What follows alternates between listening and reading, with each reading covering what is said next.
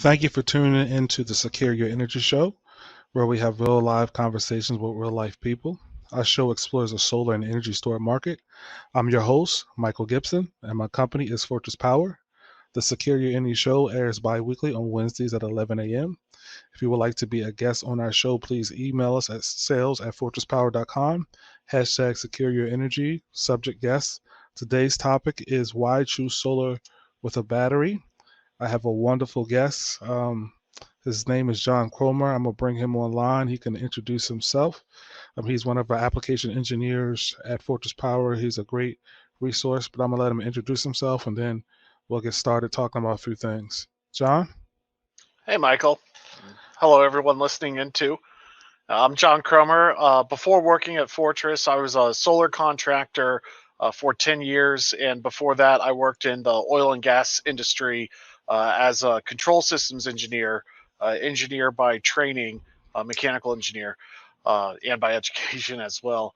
But with a lot of solar experience and, getting into lithium iron phosphate batteries is a relatively new endeavor for me. I've been working at Fortress for almost a year now, and I'm just excited to share kind of what I've learned about the industry in the meantime.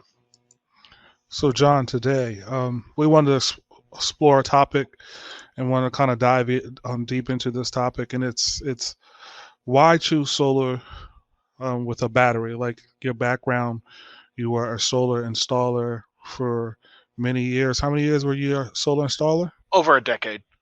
Over a decade. So that's a lot of experience. And what made you actually choose as an installer to jump into the battery industry? I know that there are some overlapping things with it, but what made you dive into it? Well, it's been pretty interesting in the last 10 years. When I started out in solar, that was an era when we had just removed batteries from solar installation. So, with net metering and grid tied, using the grid as a battery and using policy as a battery, that made solar less expensive, and so more people could buy it. Now, that was also an era of extreme solar subsidies beyond a net metering policy.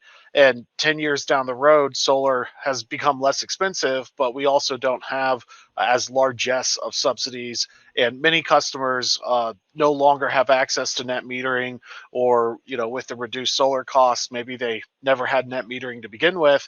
And now solar is becoming more affordable to them.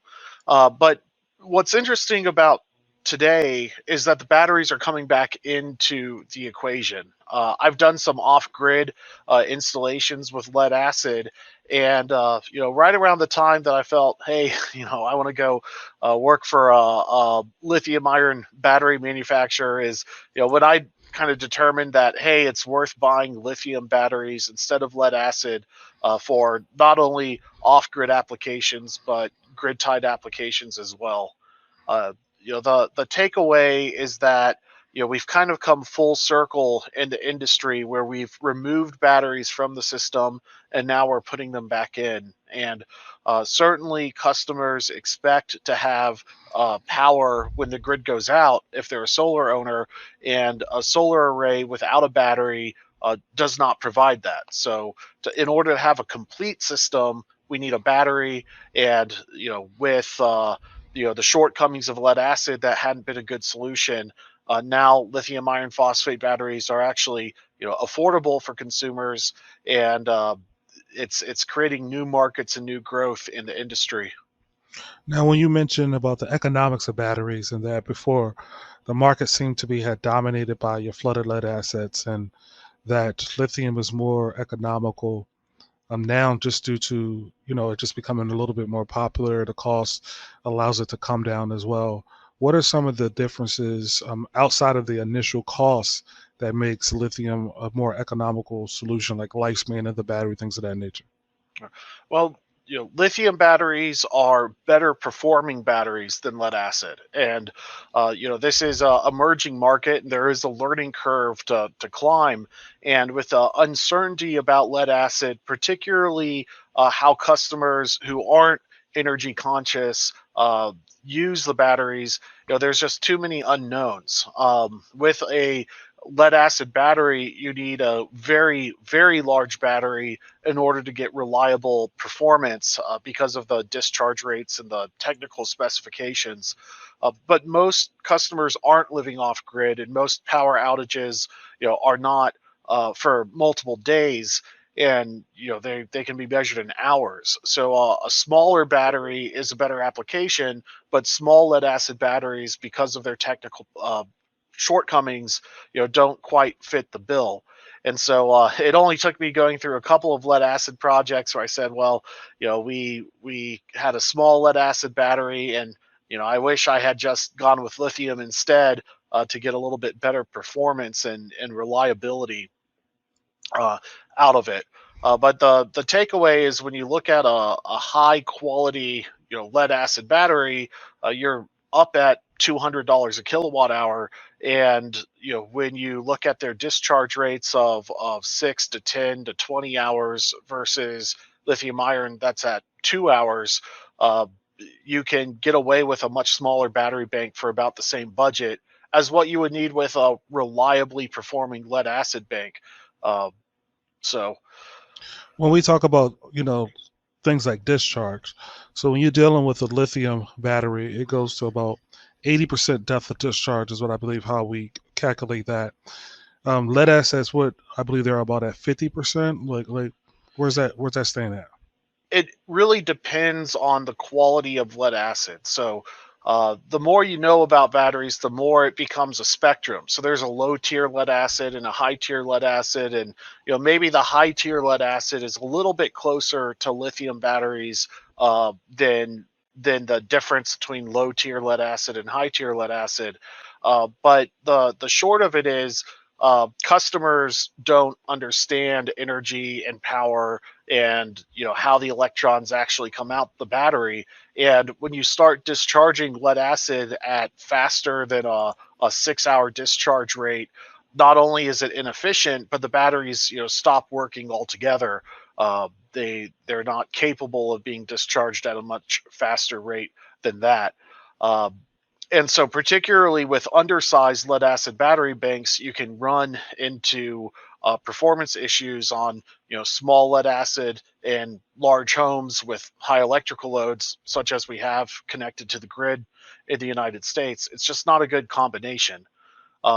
And with most applications today being grid tied, it just makes sense to officially proclaim that lead is dead and to move over to the lithium ion product.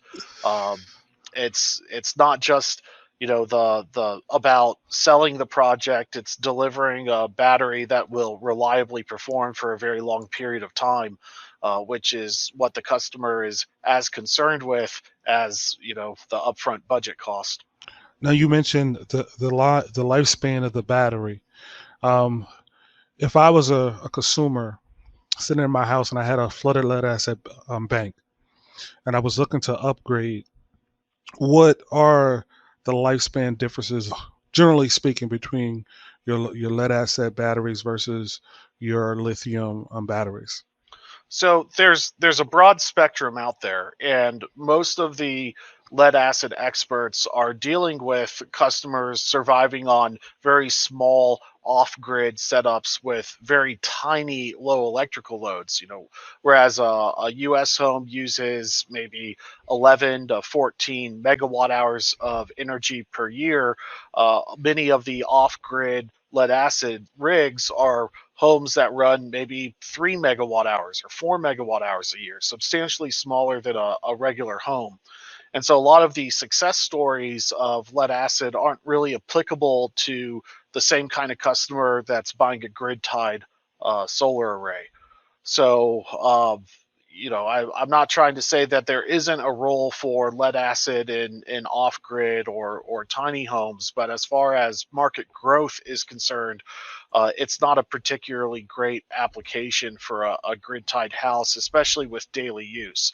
So, if you were to use a 20 kilowatt hour lead acid battery grid tied the same way you would use an equivalently sized lithium ion battery, the lead acid bank may only last 4 or 5 years, whereas the lithium ion bank will come with a 10-year warranty and even last longer than that. So it's not just you look at the cost differential, and with lithium ion costing twice as much but lasting 2.5 times longer, uh, and not having to deal with reliability and grid replacement costs.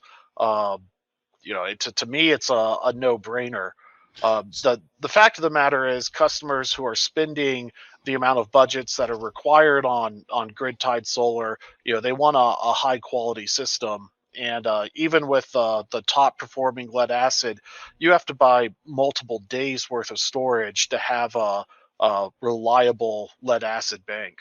Whereas with lithium, you can get away with just a few hours, and that's more in line with what the customer actually needs, since most power outages don't last, that long.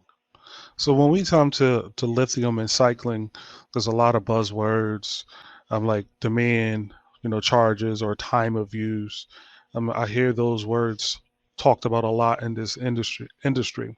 What are some of the differences between like a daily use battery? When you say that, what are you really meaning? Because I know that some battery manufacturers are not necessarily designed for daily use. How would I know if I have a lithium battery and it's really good for daily use? What is that? I think most customers buying batteries actually want to use their batteries each day to reduce their electric bill. So, a battery that is not just there for power outages, but one that also provides benefit for the days when you don't have power outages, which is most of the year. Uh, there's different reasons why you would use a battery on a daily basis. There's different commercial applications. Commercial customers are billed differently than residential, and so you use the battery differently. But the a daily use battery is essentially one that reduces or eliminates the outflow of the solar array onto the grid and keeps that energy in the house itself. And for that reason, the solar array is no longer subject to grid policy. It just is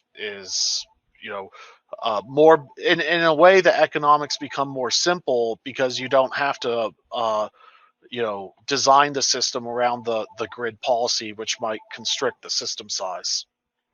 So when we're dealing with batteries and homeowners, when you add, our subject is why choose solar with a battery.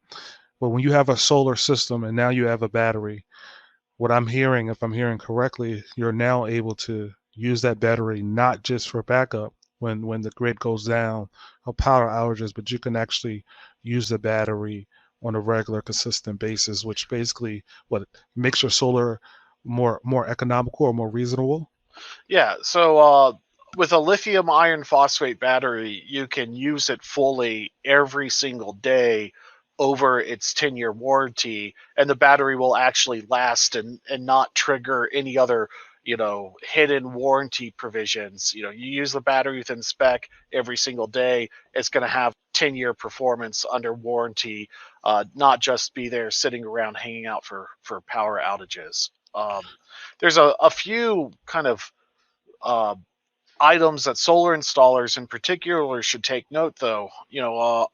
Even if the economics were the same between a battery based system and a solar array that's subject to net metering, the battery system is a more complete system, being able to deliver the backup power during a grid outage.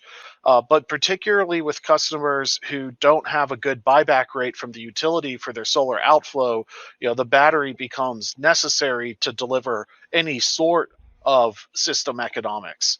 And on top of that, customers with batteries, because they recognize the value of having reliability in addition to economic performance, they become more tolerant of longer term paybacks. So a customer who wouldn't buy a batteryless solar array if that solar array delivers a 12-year payback, for example, with a battery, they say, well, okay, because not only do I get the electrical savings, but if I lose my power a few times over that 12-year duration, I don't lose all the food in my fridge. There's some real economic advantages to having reliable power for many uh, people across the United States that don't necessarily show up in a cash flow model. Um, what people who live on very reliable electric grids in the United States may not realize is there's a whole swath of the United States that the electric grid isn't necessarily as reliable as it is for their neighbors. So, as an installer, you did that for a decade. What do you think are hesitations for installers to switch from lead acid to the lithium? What are some of those barriers for installers? I think the biggest barrier is that, with net metering and batteryless solar, installers have been very focused on economic payback and bottom dollar. But customers who buy batteries are, like we just mentioned, more tolerant of longer term paybacks. But I think the number one thing holding those kind of price centric installers back is a failure to realize that in many cases the batteries can actually improve the system economics. You're not taking a 10-year payback and flushing it down the toilet. It's that you need to look at your electric bill and understand how the power company is billing you for electricity. Because if you have a variable rate where you have an off peak rate and a peak rate, the battery can actually improve the system economics, beyond even having net metering. So if you had the choice between a flat rate solar project that's net metered onto the grid versus a variable rate where you have a few hours a day where your electricity costs 5 times as much as you're used to paying, and the rest of the time your electricity costs a third of what you're used to paying, you can use the battery to target that peak time frame and avoid the peak rate. And then the solar array is not only saving you for what the array is producing and what's stored in the battery, but it's also lowering the rate that you're buying from the grid itself. And so when you in many cases it pays off big time to go to the power company's website, research the electric rate structures, and if you identify an extreme time of use rate or demand rate, or a smart use rate or an electric vehicle charging rate, more often than not in those cases the battery will improve the system economics, which I think is fascinating. That's where all the new growth is in the industry. And furthermore, sometimes those markets are in markets that are not historically strong solar markets. So, yes, customers are buying batteries on the East Coast and on the West Coast, but customers are also buying batteries in the middle of the United States where they might not have as robust net metering policies, but they do have variable rate structures. Wait a minute. I got to interrupt you. So, you mean that not just Florida, not just California or Vermont, those type of areas where the harsh weathers, the middle of the country, you can actually sell solar with battery in the middle of the country. There's applications for that. Yeah, so a good example would be the Southeast United States, with the exception of Florida. We're talking about the Dominion Power Grid, a lot of electric cooperatives. Um, when you're looking at Mississippi Power and Georgia Power, they have variable rate structures available. There's an electric cooperative in Mississippi that is normally billing 10 cents a kilowatt hour to their customers, but they have a time of use rate where for 2.5 hours a day, they increase that rate to 36 cents. And then for the rest of the year, they reduce the rate to 4.5 cents. And so, a battery, they don't have any kind of net metering. So solar in that electric cooperative, would have a 30-year payback because the electric cooperative only pays 2 cents a kilowatt hour for what the system produces. But all of a sudden, with a battery, the system can you know avoid the 32-cent rate and move the whole house from 10 cents down to about 4.5 cents, and it results in less than 10-year payback. And so all of a sudden you take a market where there's no solar market to speak of, and customers can now buy solar and batteries and have backup power and get it under a 10-year payback, with all the system components having a 10-year warranty or more.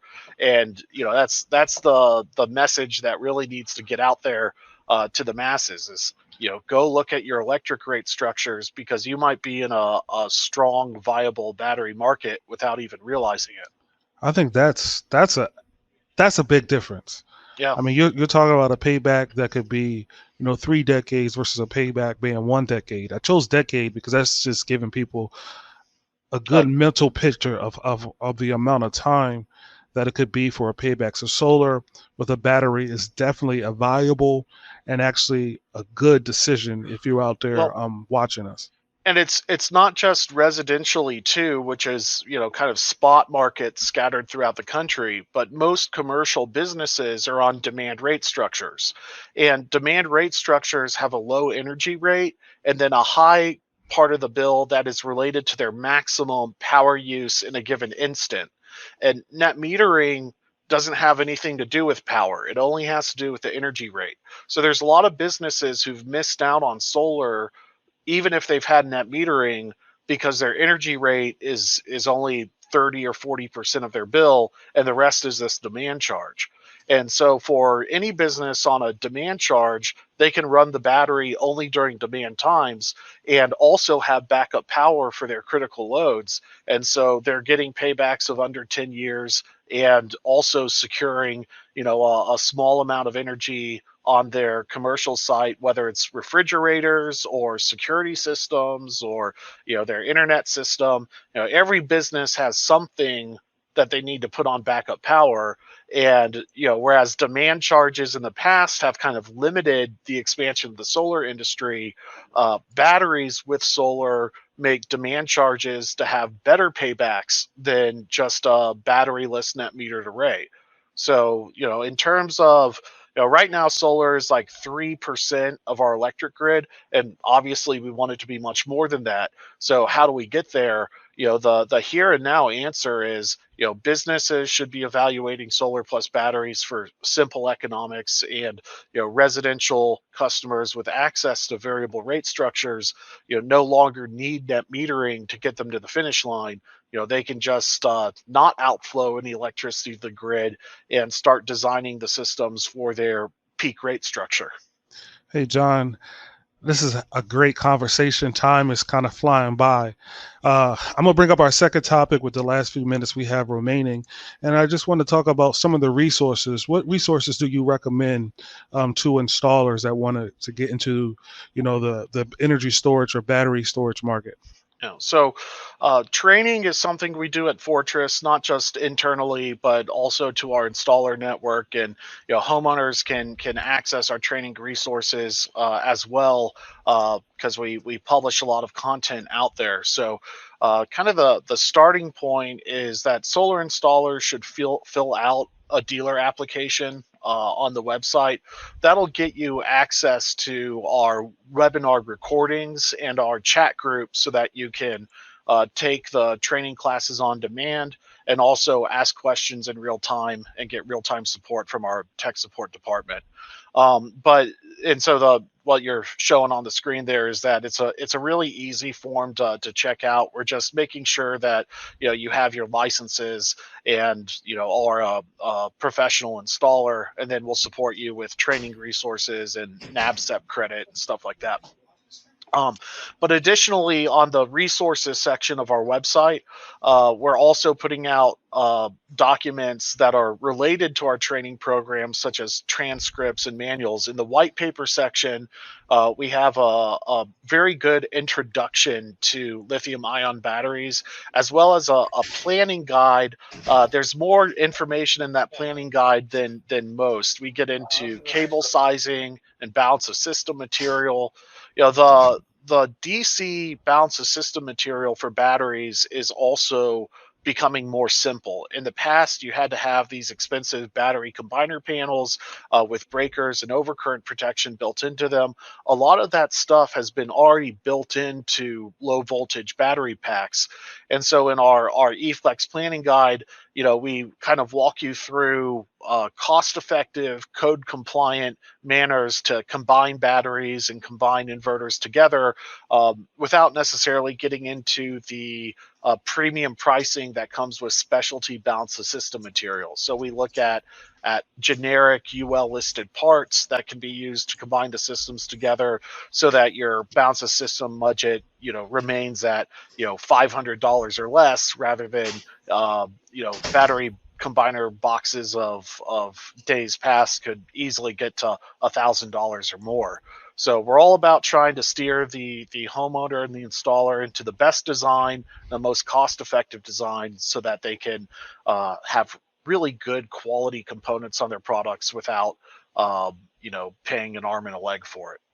So that's a lot of quality resources. As I was going over this page here, you go to fortresspower.com, and then you can come over here and you can see the resources tab.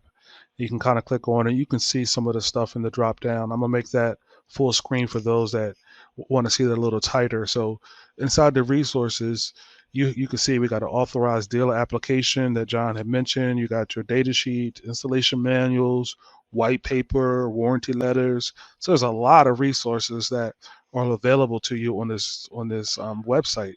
Yeah, so the white papers are really for general learning. There's a good introduction to lithium battery sizing there. We want solar installers to be able to train their team in a fast and quality manner. That's what that's there for. The other resources are, really for installers that are specific. If they're installing a specific battery with a specific inverter, we have guides to kind of walk the installers through those processes as well. Now, as we wrap up our last few minutes, you had mentioned something about credits. So you have classes at Fortress Powers that someone can get a NASAP credit with. Yeah, we are a NABCEP recertification provider. So those in the North American Board of Certified Energy Practitioners, it's kind of the Solar Industry Trade Association. It's not a union or anything like that. It's just a quality indicator. You have to maintain your NABCEP certificate, and we have free NABCEP recertification classes available. We have them, we run them about once every 6 weeks, so you can contact our sales department to sign up for one. You can fill out a dealer resources application and take them on demand, because we take the recordings, use those recordings to make these white paper transcripts. We also have a new chat community based in Discord for installers to get real-time support with, that we're kind of slowly launching. But installers already in our community, if you're not in the Discord chat, feel free to start asking about it, and we'll get you hooked up. Well, John, I thank you for being a wonderful guest, for filling in, and just sharing some of your knowledge about batteries, about our installer program.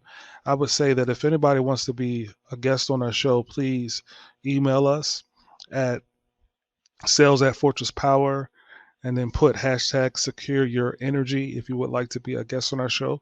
Our show airs on Wednesdays bi-weekly at 11 a.m. We stream on multiple platforms, and we're just looking to and heighten the conversation about solar. We want to just talk about solar. We want to have a free flowing conversation. So like I said, if you would like to be a guest on our show, please email us at sales@fortresspower.com. Put in hashtag secure your energy. Everyone, you've been a beautiful audience. We thank you for your time. Definitely, if you watch this now or later replay, please feel free to like, share, invite, let your supporters know on social media that Fortress Power, we're just having real life conversations with real life people. Because again, we want to elevate what's going on in the energy storage as well as in the solar as well. So we just thank you for tuning in today. It's been fun with John. In the last 30 seconds, John, do you have any parting words? Well, I used to be a batteryless solar guy, then I was a lead acid guy, and now I'm a lithium iron phosphate guy. So I suppose as a Fortress employee, I guess I am biased, but I had to make the active decision to come here and work here, and because I believe in the company and as well as the technology. So I think that solar installers, particularly those in the NABCET program, uh, who aren't yet convinced that lithium is the way to go, should reach out, and we're happy to have conversations to kind of talk honestly and transparently about why lithium is a better choice for your job sites, as well as why adding additional budget for batteries is something worth considering. Well, that's our show for today, John. I thank you again for just sharing your wealth of knowledge. Share this out with all of your people on social media if you can. We thank you for your time. You've been a beautiful audience. Have a great day. And this is a Secure Your Energy show. Our next guest is his DeFury. I think I'm saying his name right, but we will be coming back on not the following Wednesday, so 2 weeks from now, bi-weekly. I know I had to ask the question about bi-weekly versus semi-weekly. We are a bi-weekly show that airs on Wednesdays at 11 a.m. As I said before, if you would like to be a guest on the Secure Your Energy show, please email us. We are looking for opportunities to get your message out. This is a great platform to do so. But thank you for your time. Have a great day, and you know what to do.